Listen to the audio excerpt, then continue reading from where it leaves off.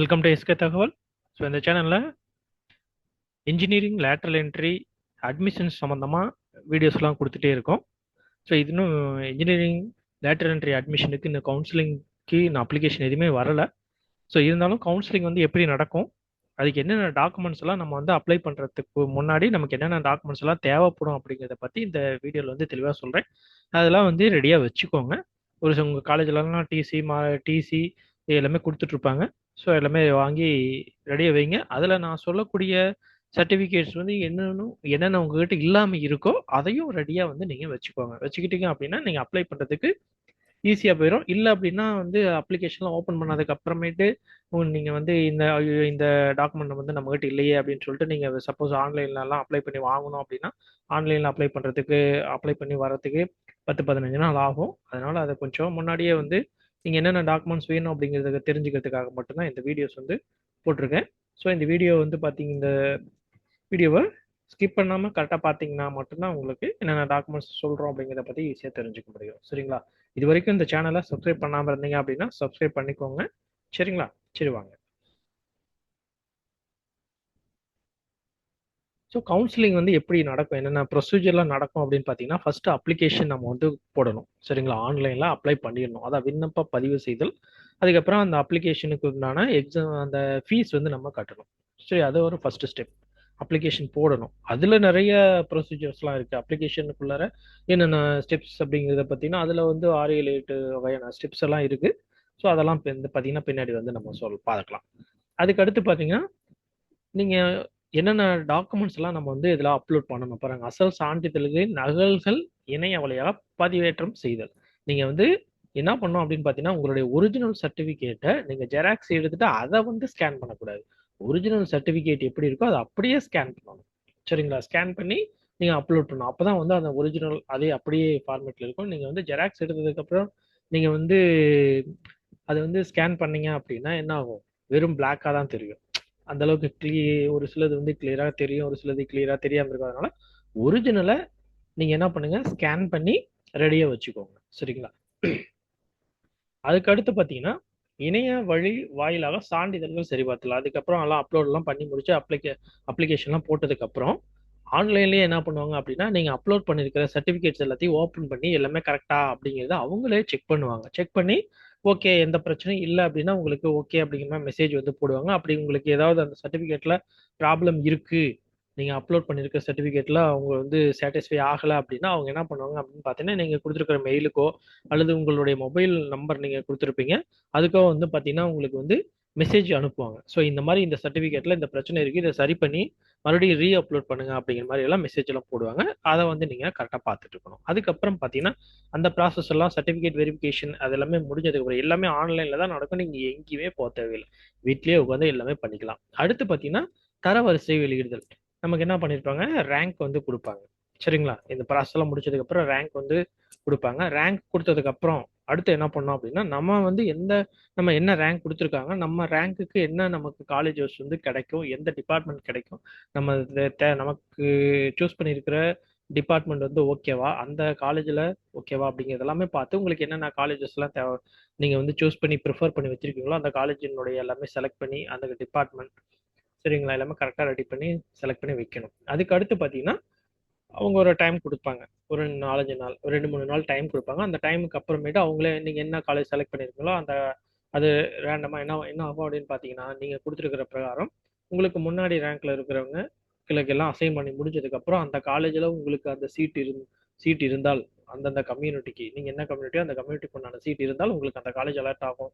இல்லை அப்படின்னா நீங்கள் ஃபர்ஸ்ட்ல நீங்கள் என்ன காலேஜ் கொடுத்துருக்கீங்களோ அது அலர்ட் ஆகும். இல்லைன்னா ரெண்டாவதா என்ன காலேஜ் கொடுக்குறீங்களோ அதில் சீட் இருக்கான்னு பார்க்க இருந்துச்சுன்னா அலர்ட் ஆகும்.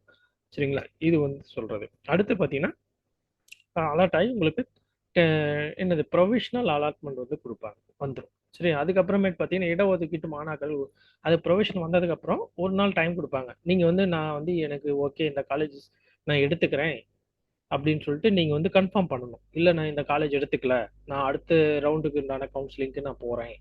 ஸோ அந்த மாதிரி ஒரு சில இதெல்லாம் ப்ரொசீஜர்ஸ்லாம் இருக்குது. அதை பற்றிலாம் பின்னாடி நம்ம அப்ளிகேஷன் ஸ்டார்ட் ஆனதுக்கப்புறம் அப்ளிகேஷன் ஓப்பன் பண்ணதுக்கப்புறம் அந்த டீட்டெயிலை பற்றியெல்லாம் பார்த்துக்கலாம். சரிங்களா? அடுத்து பார்த்தீங்கன்னா ஓகே. இல்ல நான் வந்து இந்த எனக்கு அலாட் ஆன காலேஜ்லயே நான் சேர்ந்துக்கிறேன் அப்படின்னாலும் என்ன பண்ணலாம்? நீங்க வந்து இறுதி ஒதுக்கீடு செய்தல். ஓகே நான் கன்ஃபார்மா இந்த காலேஜை எடுத்துக்கிறேன் அப்படின்னு சொல்லிட்டு இறுதி ஒதுக்கீடு கொடுக்கணும். அதுக்கு அடுத்த ஸ்டெப்பு பார்த்தீங்கன்னா, நம்ம எந்த காலேஜ் செலக்ட் பண்ணியிருக்கோமோ அந்த காலேஜில் போய் சேர சொல்லி அதுலேயே வந்து டேட்டோட நமக்கு வந்து பிரிண்ட் ஆகி வரும். இந்த டேட்டில் இந்த டேட்டுக்குள்ளார நீங்கள் போய் அந்த காலேஜில் அட்மிஷன் போட்டுக்கோங்க அப்படின்னு சொல்லி வரும். அந்த டேட்டுக்குள்ளே நம்ம என்ன பண்ணியிருக்கணும் அப்படின்னா அந்த காலேஜில் நம்ம ஒதுக்கப்பட்ட கல்லூரியில் போய் சேர்ந்துக்கணும். ஸோ இதுதான் வந்து பார்த்தீங்கன்னா கவுன்சிலிங்கினுடைய ப்ரொசீஜர். இதை சிம்பிளாக சொல்லியிருக்கோம். இதை வந்து விரிவாக பார்த்தீங்கன்னா நம்ம அடுத்தடுத்து என்ன எப்படி பண்ணுறது அப்படிங்கிறத பற்றி பார்த்துக்கலாம். அடுத்து நெக்ஸ்ட் பார்த்தீங்கன்னா என்னென்ன டாக்குமெண்ட்லாம் நமக்கு தேவைப்படும் அப்படின்னு பார்த்தீங்கன்னா 10th மார்க் ஷீட் மெயின். அடுத்து 12th mark sheet. 12th mark sheet யாருக்கு அப்படின்னு பார்த்தீங்கன்னா டிப்ளமோவில் டைரெக்டாக செகண்ட் இயர் ஜாயின் பண்ணியிருப்பாங்க இல்லையா, அவங்க வந்து இப்போ அப்ளை பண்ணுறதுக்கு +2 மார்க் ஷீட் வேணும். அதுக்கப்புறம் பார்த்தீங்கன்னா டிப்ளமோ உங்கள் மார்க் ஷீட் எல்லா செமஸ்டருடைய மார்க் ஷீட் வேணும். சரிங்களா? அதுக்கப்புறம் நீங்கள் பாலிடெக்னிக் முடிச்சிருப்பீங்க இல்லைங்களா, அந்த பாலிடெக்னிக்கில் உங்களுக்கு டிசி கொடுத்துருப்பாங்க, ட்ரான்ஸ்ஃபர் சர்டிஃபிகேட். அந்த டிசி வந்து உங்களுக்கு வேணும்.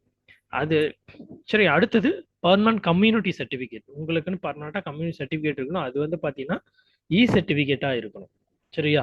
ஆன்லைனில் அப்ளை பண்ணி வாங்கின கம்யூனிட்டி சர்டிஃபிகேட்டா இருக்கணும். ரொம்ப பழைய மெத்தட்லாம் பார்த்தீங்கன்னா அட்டையில் கம்யூனிட்டி சர்டிஃபிகேட் இருக்கும், அது வந்து செல்லாது. சரிங்களா? நீங்கள் வந்து சேவை மையத்தில் போயிட்டு ஆன்லைனில் கம்யூனிட்டி சர்டிஃபிகேட் வந்து பர்மனண்டா வாங்கி வச்சிருக்கணும். சரிங்களா? அதுக்கு அடுத்து பார்த்தீங்கன்னா இன்கம் சர்டிஃபிகேட். இன்கம் சர்டிஃபிகேட்டும் வாங்கி வச்சுக்கோங்க. அது வந்து ஒரு சில இந்த ஸ்காலர்ஷிப் அப்ளை பண்ணுறவங்க எல்லாத்துக்குமே தேவைப்படும். அதனால மேக்ஸிமம் எல்லாருமே வந்து இன்கம் சர்டிஃபிகேட் வாங்கி வச்சுக்கோங்க. அதுக்கு அடுத்து பார்த்தீங்கன்னா இப்போ diploma provisional certificate. Diploma certificate வந்து இப்போ வராது. டிப்ளமோ ப்ரொவிஷனல் சர்டிஃபிகேட் கொடுப்பாங்க, அந்தந்த காலேஜஸில் கொடுப்பாங்க. பட் அது இன்னும் தரல. அந்த நம்ம வந்து அப்ளிகேஷன் ஓப்பன் பண்ணுறதுக்கு முன்னாடி உங்களுக்கு ப்ரொவிஷனல் சர்டிஃபிகேட் வந்துடும், நீங்கள் அதுக்குள்ளே வாங்கிடலாம். சரிங்களா? அடுத்து nativity certificate only in electronic form, அதான் ஃபார்மேட்டில் சர்டிஃபிகேட் தான் இதுவும் நேட்டிவிட்டி சர்டிஃபிகேட் அப்படிங்கிறது. இது வந்து ஒரு சிலருக்கு தேவையில்லை, ஒரு சிலருக்கு வந்து தேவைப்படும். தமிழ்நாட்டிலே பிறந்து தமிழ்நாட்டிலே தான் படிச்சிருக்கேன் அப்படிங்கிறவங்க வந்து பார்த்தீங்கன்னா நேட்டிவிட்டி சர்டிஃபிகேட் தேவையில்லை, மற்றவங்களுக்கு நேட்டிவிட்டி சர்டிஃபிகேட் தேவை. ஸோ அதை பற்றி பின்னாடி பார்த்துக்கலாம். அப்புறம் அதே மாதிரி பார்த்தீங்கன்னா ஃபர்ஸ்ட் கிராஜுவேட் சர்டிஃபிகேட். சரிங்களா? ஃபர்ஸ்ட் கிராஜுவேட் சர்டிஃபிகேட்டும் பார்த்தீங்கன்னா சர்டிஃபிகேட்டாக தான் இருக்கணும். அதுவும் ஆன்லைனில் வாங்கின சர்டிஃபிகேட்டாக இருக்கணும். ஃபர்ஸ்ட் கிராஜுவேட் யார் யாருக்கெல்லாம் எலிஜிபிள் இருக்கோ அவங்க. ரைட்டுங்களா? அடுத்தது பார்த்தீங்கன்னா அது மட்டும் இல்லாமல் இப்போ ஒரு சில கோட்டாஸ் எல்லாம் இருக்குது. எக்ஸ் சர்வீஸ் மேனு, அப்புறம் differently abled person, sports person, இவங்களுக்கெல்லாம் பார்த்தீங்கன்னா தனியாக கோட்டாலாம் இதில் வந்து அட்மிட் ஆகிறதுக்கு அட்மிஷனுக்கு வந்து பார்த்தீங்க அப்படின்னா உங்களுக்கு கோட்டாவில் தனித்தனி சீட்லாம் ஒதுக்குவாங்க. அதுக்கு தேவையான சர்டிஃபிகேட் வந்து நீங்கள் ரெடியாக வச்சுக்கோங்க. அதுக்கப்புறம் பார்த்தீங்கன்னா ஆதார் கார்டு கண்டிப்பாக வேணும். அதுக்கப்புறம் பார்த்தீங்கன்னா பேங்க் பாஸ்புக். ஒரு சிலருக்கு பேங்க் பாஸ்புக் வந்து எல்லாரும் மேக்ஸிமம் வச்சுக்கோங்க. ஏன்னா இந்த ஸ்காலர்ஷிப் அப்ளை பண்ணுறவங்களுக்கு வந்து பேங்க் பாஸ்புக்லாம் அப்லோட் பண்ண சொல்லி கேட்கும். ஸோ அதனால் அதெல்லாம் ரெடியாக வச்சுக்கோங்க. அதுக்கப்புறம் பார்த்தீங்கன்னா உங்களுடைய ஃபோட்டோ அப்லோட் பண்ணுறதுக்கு ரெடியாக வச்சுக்கோங்க. அதுக்கப்புறம் சிக்னேச்சர், உங்களுடைய சிக்னேச்சர் வந்து பேப்பரில் போட்டு அதையும் வந்து ஸ்கேன் பண்ணி ரெடியாக வைக்கணும். சரி, அது அது கூட ஒன்றும் பிரச்சனை இல்லை. அது அப்ளிகேஷன் வந்ததுக்கப்புறம் கூட இந்த ஃபோட்டோ சிக்னேச்சர் அப்படிங்கிறது பார்த்தீங்கன்னா அதுலேயே வந்து ஒரு சில இது சொல்லியிருப்பாங்க, இந்த சைஸுக்குள்ளே இருக்கணும் அப்படிங்கிற மாதிரிலாம் சொல்லியிருப்பாங்க. ஸோ அதுக்கு தகுந்த மாதிரி இதெல்லாம் வச்சுக்கோங்க. சரிங்களா? சரி, ஓகே. நெக்ஸ்ட் அடுத்து பார்த்தீங்கன்னா இவ்வளோதான். என்னென்ன டாக்குமெண்ட் தேவைப்படுது அப்படிங்கிறத பற்றி எல்லாமே சொல்லியாச்சு. அதே மாதிரி என்னென்ன ப்ராசஸ், எப்படி வந்து அந்த கவுன்சிலிங் ப்ராசஸ் வந்து நடக்குதுங்கிறத ஒரு ஷார்ட்டாக சொல்லி முடிச்சாச்சு. மெயினாக வந்து டாக்குமெண்ட்ஸ்லாம் ரெடியாக உங்ககிட்ட இருக்கா, எது எது உங்ககிட்ட இல்லாமல் இருக்கோ அதெல்லாம் ரெடியாக வச்சுக்கோங்க. சரிங்களா? எப்படினாலும் மேக்ஸிமம் பார்த்தீங்கன்னா அப்ளிகேஷன் வந்து அடுத்த மாதம் ஜூன் மாதம் எப்படியோ 5ஆம் தேதிக்கு மேலே வந்து கண்டிப்பாக அப்ளிகேஷன் ஓப்பன் ஆயிரும். அதுக்குள்ளே எல்லாமே ரெடியாக உங்களுக்கு என்னென்னலாம் இதில் உங்ககிட்ட இருக்குது, எது இல்லாமல் இருக்குது அப்படிங்கிறதுக்கு தகுந்த மாதிரி பார்த்து ரெடியாக வச்சுக்கோங்க. சரிங்களா? சரி, ஓகே. உங்கள் இந்த இன்ஃபர்மேஷன் வந்து உங்களுக்கு பிடிச்சிருக்கு, யூஸ்ஃபுல்லாக இருந்திருக்கும்னு நினைக்கிறேன். யூஸ்ஃபுல்லாக இருந்துச்சு அப்படின்னா இந்த வீடியோக்கு ஒரு லைக் கொடுங்க. அதே சமயத்தில் உங்களுடைய ஃப்ரெண்ட்ஸ் யாராவது லேட்டரண்ட் அட்மிஷன் சம்மந்தமாக கேட்குறாங்க அப்படின்னா அவங்களுக்கு இந்த வீடியோவை ஷேர் பண்ணி விடுங்க. சரிங்களா? சரி, ஓகே. நெக்ஸ்ட் நம்ம அடுத்தடுத்த வீடியோவில் வந்து கண்டிப்பாக சந்திக்கலாம். ஓகேங்களா? ஓகே. இந்த வீடியோவை கடைசி வரைக்கும் வாட்ச் பண்ணதுக்கு ரொம்ப நன்றி. தேங்க்யூ ஃபார் வாட்சிங்.